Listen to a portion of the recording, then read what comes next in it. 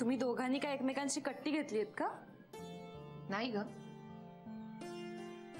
मग बोलत का नाहीये? गप्प काय? बहुतेक तुझ्या बाबांनाच माझ्याशी बोलायचं नाहीये. ए उमा, उगाच काहीतरी काय, असं काही नाहीये ग.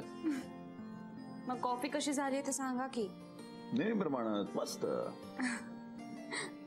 बाबा, मला तुमच्याशी थोडं बोलायचं होतं. पुन्हा त्याच विषयावर बोलणार असशील तर माझ्याकडे वेळ नाहीये. सॉरी, मला नाही बोलायचं.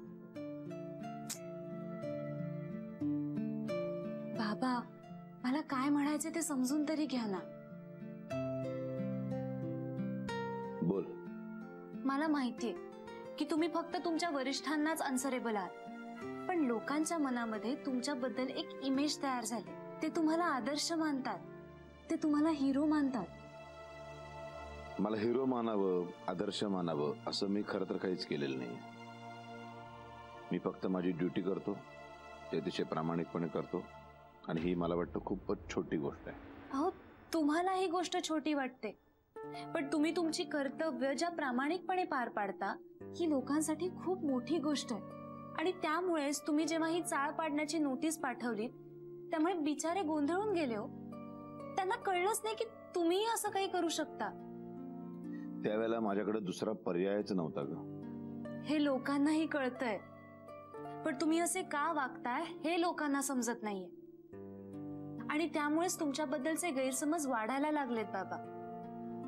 त्यामुळे नाही, हे सगळे चॅनलवाल्यांचा डॅम्बेसपणा आहे.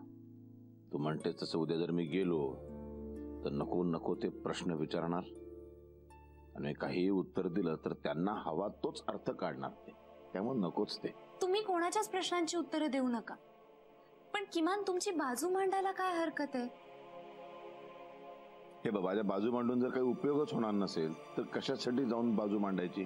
ज्यांना अजूनही तुमच्याबद्दल होप्स आहेत त्या लोकांसाठी, आणि जी लोक तुम्हाला त्रास देण्यासाठी सतत कुरघोड्या करत असतात ना, त्यांचं तोंड बंद करण्यासाठी. नाही, पुन्हा मीच त्याच्यामध्ये अडकत जाणार ग. पण बाबा, ही संधी गेली तर खूप गोष्टी घडतील. म्हणजे जे लोक तुम्हाला हिरो मानतात, ज्या लोकांच्या मनामध्ये तुमच्याबद्दल प्रेम आहे, आदर आहे, त्या भावना जाऊन तिथे तिरस्कार निर्माण होईल.